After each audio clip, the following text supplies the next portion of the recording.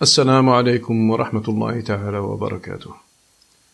Bienvenue chers auditeurs et chères auditrices dans cette première émission de la série intitulée Les nobles noms d'Allah.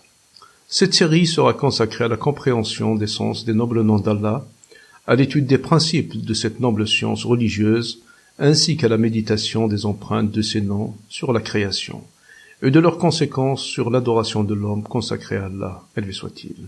وَلِلَّهِ الْأَسْمَاءُ الْحُسْنَى. Je commence cette première émission par répondre à cette question. Que veut-on dire par l'expression « les nobles noms d'Allah » ? Allah est le nom de Dieu, connu par tout le monde. C'est le nom du Seigneur, créateur de tout ce qui existe. Celui qui pourvoit, nourrit et préserve toutes les créatures. Celui qui gère et administre cette formidable création, dans laquelle je vis, tu vis et tout le monde vit. Ce Dieu, bienfaiteur et miséricordieux, s'appelle Allah. Et c'est lui qui nous a appris ce nom, et il nous entend tous les jours l'invoquer avec ce noble et majestueux nom. Allah. Nous allons dans quelques instants expliquer le sens de ce nom, et continuons l'explication du titre de cette série, Les nobles noms d'Allah.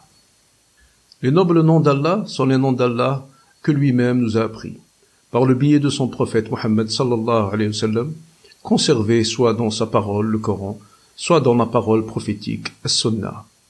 Le premier nom étant Allah, et les autres noms sont Ar-Rahman, Al-Khaliq, Al-Hayy, Al-Alim, etc.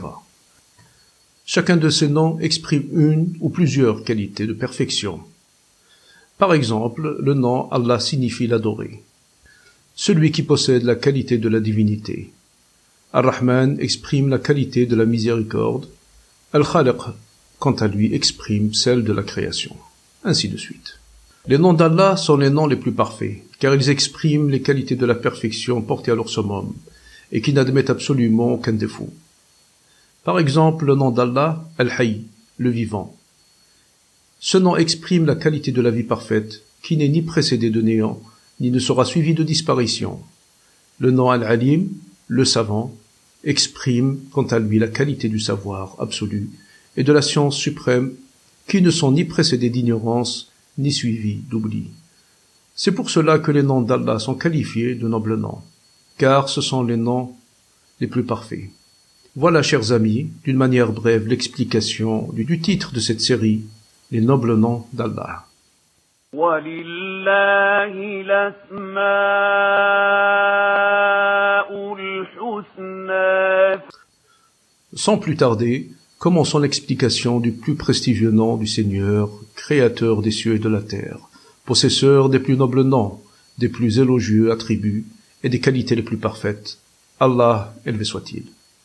Le nom Allah signifie l'adorer, c'est-à-dire celui à qui appartient l'adoration de l'homme et de toutes les autres créatures qui existent. Ce nom fut cité dans le Coran plus de 2200 fois. Citons-en deux versets coraniques. Allah, élevé soit-il, dit الله لا إله إلا هو الحي القيوم. Surat al-Baqarah, numéro 2, verset 255. Et il dit, élevé soit-il, وَلِلَّهِ الْأَسْمَاءُ الْحُسْنَى فَادْعُوهُ بِهَا. Surat al-A'raf, verset 180. Allah est le nom auquel reviennent tous les autres noms, et celui qui rassemble tous leurs sens. Ibn Abbas, qu'Allah agrée, le compagnon du prophète sallallahu alayhi wa sallam, a dit, Allah est celui qui possède la divinité et l'adoration de toute la création. Allah possède la divinité, c'est-à-dire qu'il possède l'attribut de la divinité. Il est le seul Dieu. Cette qualité qui est la divinité, c'est-à-dire le fait d'être un Dieu, renferme en elle-même plusieurs qualités nécessaires. Posons-nous, chers amis, cette question. Quelles sont les qualités de la divinité ?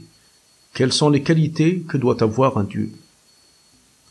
Les qualités de la divinité sont toutes les qualités de la perfection, de la gloire, de la beauté, de la miséricorde, de la bienfaisance et de la générosité. Voilà d'une manière générale les qualités de la divinité. Ce sont les qualités de la perfection et de la majesté, portées à leur summum absolu, et dépourvues de tout défaut et de toute imperfection. Après avoir répondu à cette question, quelles sont les qualités de la divinité? Il se dévoile clairement à nos yeux quelles sont les divinités mensongères qui furent érigées et élevées par les hommes, sans mériter aucunement ce droit. En effet, possèdent-elles les qualités de la perfection que doit avoir Dieu? Non, elles n'en possèdent même pas quelques-unes. Revenons à notre sujet, mes chers amis. Après avoir compris quelles sont les qualités de la divinité, nous disons cela. Allah est celui qui possède l'attribut de la divinité, celui qui possède les qualités de la divinité.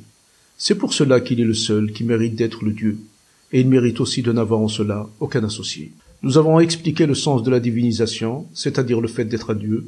Le deuxième volet important de ce noble nom est l'adoration, comme l'a si bien cité Ibn Abbas, qu'Allah a agréé. L'adoration, appelée en arabe al-ibada, englobe toutes les pensées, tous les actes, toutes les paroles vouées à Allah par ses créatures, en toute soumission, humilité, amour et vénération.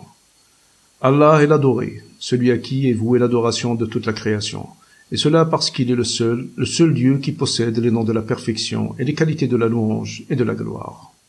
وَلِلَّهِ الْأَسْمَاءُ الْحُسْنَى. Récapitulons les deux sens majeurs du nom prestigieux, Allah. Le premier sens étant la divinisation et le second étant l'adoration. Maintenant, chers amis, si vous le voulez bien, détaillons brièvement ces deux formidables sens, vu leur très grande importance. Le premier sens du nom Allah est la divinisation, c'est-à-dire le fait d'être un Dieu. Allah est divinisé parce qu'il sert en toutes choses par sa connaissance, par son commandement, par sa bienveillance, par sa miséricorde, par sa puissance et par sa domination. Il est divinisé parce qu'il est le seul qui possède la richesse absolue, et il n'a besoin d'aucune de ses créatures, d'aucun point de vue. Seulement tout ce qui existe a besoin de lui, en permanence et de tout point de vue.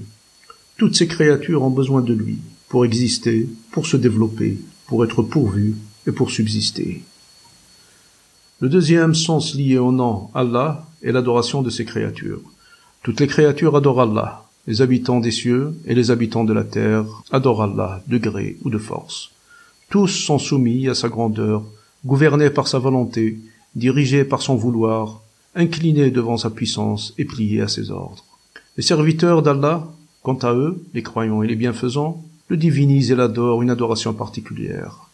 Chacun selon son rang et chacun selon son mérite. Allah rassembla dans plusieurs versets coraniques ces deux grands sens, la divinisation et l'adoration.